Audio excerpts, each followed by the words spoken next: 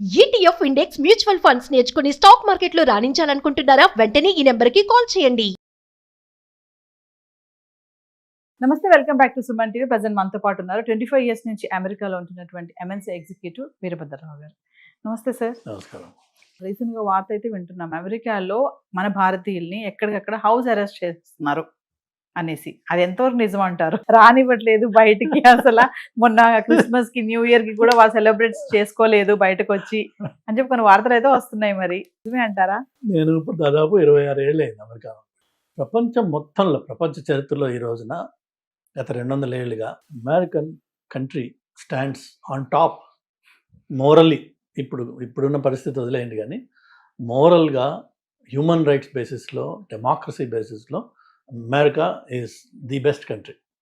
అందుకనే అందరూ అటు చూస్తూ ఉంటాం. అందుకనే America has become the standard bearer. అలానే మీరు చూసినట్టయితే ఎక్కడెక్కడ మీకు గవర్నమెంట్స్ డిస్టెబిలైజ్ అయ్యి కంట్రీస్లో సిచ్యువేషన్ బాగాలేకపోతే వాళ్ళు అమెరికాకు వచ్చి అసైలం సీక్ చేస్తారు అండ్ అమెరికా వాళ్ళని ఆదరిస్తుంది.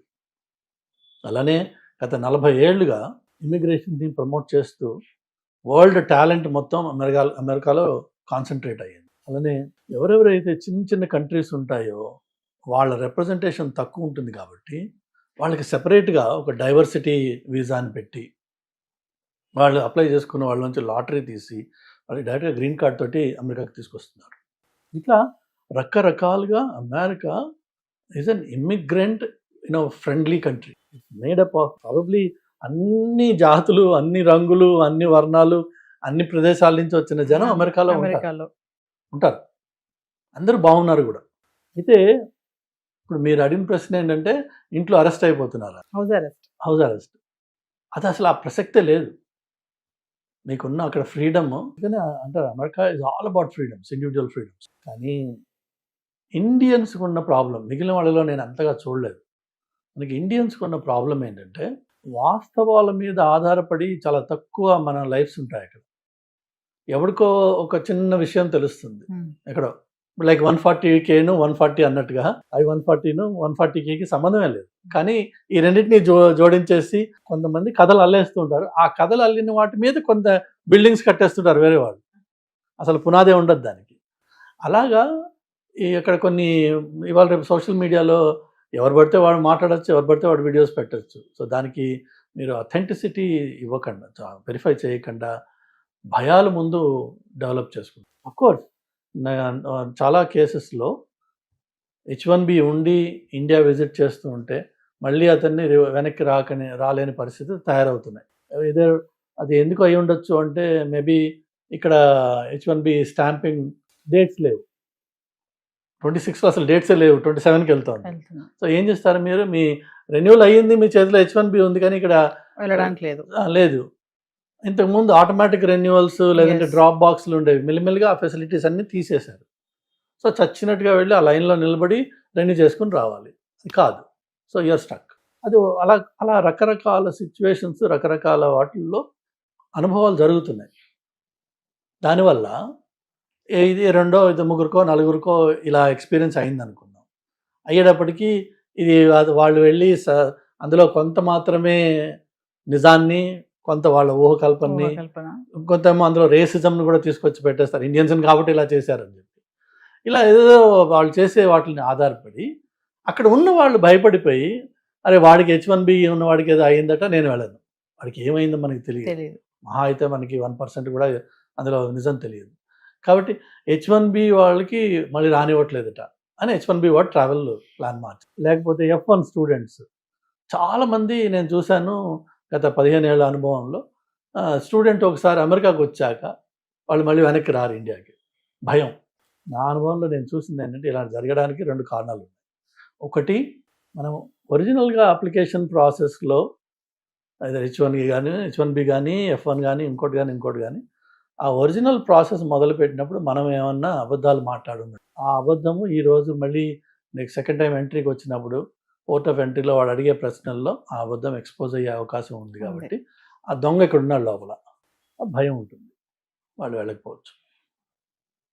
అంతేగాని ఇంకొకటి వచ్చేసి మీకు ఇంతకుముందు చెప్పాను నేను, అమెరికాలో H1B రిలేటెడ్ ఫ్రాడ్ బాగా జరుగుతుంది. అంటే పనికిరాని చెత్త కంపెనీలు 20 మంది 30 మందిని బాడీ షాపులను పెట్టుకుని వాడేదో చేసే H1, వాడు H1 సంపాదించడం కోసం వాడు బుక్స్ని కుక్కప్ చేసేసి ఇలా రకరకాల ప్రాక్టీసెస్ ఉన్నాయి.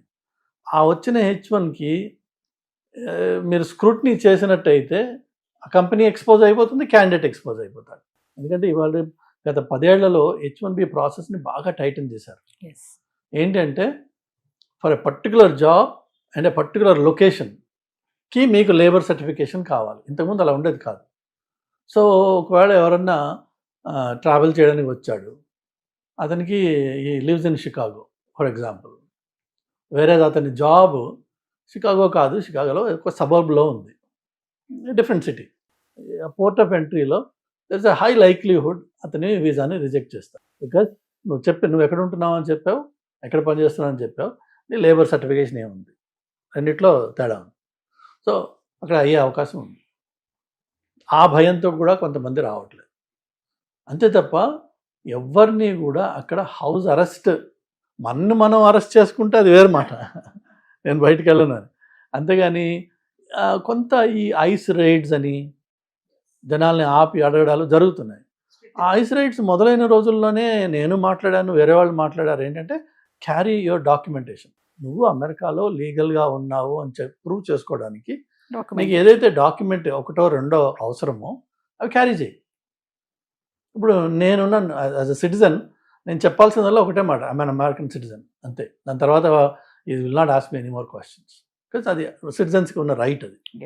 బట్ నాన్ సిటిజన్స్కి you have to prove that you are legally in this country. Okay, your legal status is important. ఆ కాగితం నీ దగ్గర ఉన్నట్టయితే ఐసీ వాడు కూడా చూస్తాడు, ఓకే వెళ్ళిపోతాడు వెరిఫై చేసి. తప్ప మీకు beyond that they won't extend the conversation.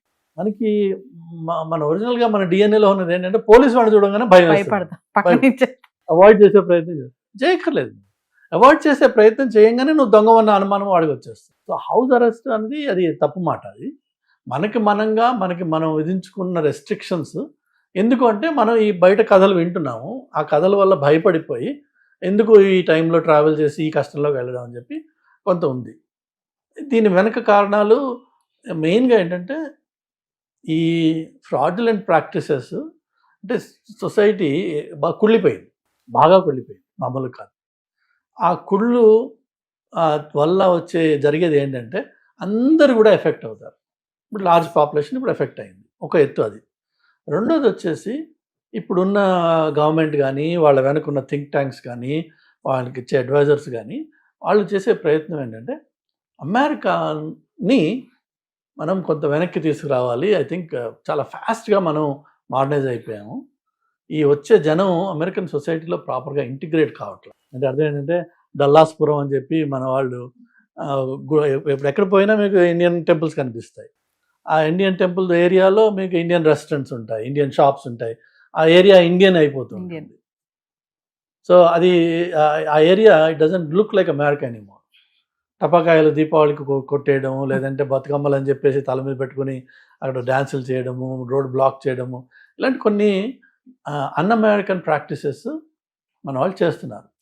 Just because మీకు ఆ నెంబర్ ఆఫ్ పీపుల్ ఉన్నారు కాబట్టి మీరు దాన్ని అబ్యూస్ చేస్తున్నారు. ఆ అబ్యూస్ వల్ల జరిగే ఇదేంటంటే లోకల్ పీపుల్ మిమ్మల్ని అసహించుకుంటారు. ప్లస్ దీపావళికి టపాకాయలు కాల్చినప్పుడు జరిగే నాయిస్ ఏదైతే ఉందో అది జనరల్గా ఎప్పుడు ఉండదు అక్కడ. ఓకే, అమెరికన్ న్యూ ఇయర్ లేదంటే మన ఉన్న లేబర్ డే ఇలాంటి కొన్ని అకేషన్స్కి వాళ్ళు ఒక కంట్రోల్డ్ ఎన్వైరన్మెంట్లో ఫైర్ క్రాకర్స్ డిస్ప్లే అవన్నీ ఉంటాయి, అండ్ దట్స్ ఎ సెలబ్రేషన్.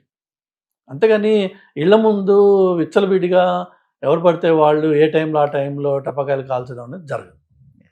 మనం చేస్తున్నాం ఆ పని. చేస్తున్నందుకు ఎక్కడెక్కడైతే ఇండియన్స్ డామినెంట్గా ఎక్కువ నెంబర్లో ఉన్నామో, ఇప్పుడు ఎడిసన్ న్యూ జెర్సీ ఉంది. అసలు దీపావళి టైంలో మీకు ఒక రోడ్డు ఉంటుంది, అక్కడ చూస్తే మనం అసహించుకుంటాం. ఇదా ఇండియన్స్ అమెరికాకు వచ్చి చేసేది. ఈ డాలస్ అంతే. అసలు డాలస్ని డల్లాస్పురం అంటే ఏంటి అంటే మీకు ఏమైపోయింది అంటే అమెరికాకి వెళ్ళడము ఈజీ అయిపోవడం వల్ల దానికి ఉన్న గౌరవం మీరు తీసేసి అదేదో మన అత్తగారి ఇల్లాగా చేసి ఇష్టం వచ్చినట్టు వేషాలు వేసేటప్పటికి ఆటోమేటిక్ ఈ రోజున నష్టపోయింది ఎవరు? మనమే. సో ఎప్పుడైనా సరే మనం వేరే వాడి ఇంటికి వెళ్తున్నప్పుడు అక్కడ ఉన్నప్పుడు వాళ్ళ పద్ధతులు ఏంటి ఎస్ అవి నేర్చుకుని వాళ్ళతో మనం ఎలా ఇంటిగ్రేట్ అవుతాం, మనం ఎలా ఇంప్రూవ్ చేసుకుంటాం, డెవలప్ చేసుకుంటాం, ఆ సొసైటీలో ఉన్న మంచి విషయాలు ఏంటి అవి ఎలా నేర్చుకుంటాం, అవన్నీ ఆ ప్రయత్నాలు ఉండాలి. కానీ ఇక్కడ దరిద్రాన్ని అక్కడికి తీసుకెళ్ళి పెట్టుకుంటే నీకు దీనికి దానికి తేడా ఏంటి? అది ప్రాబ్లం.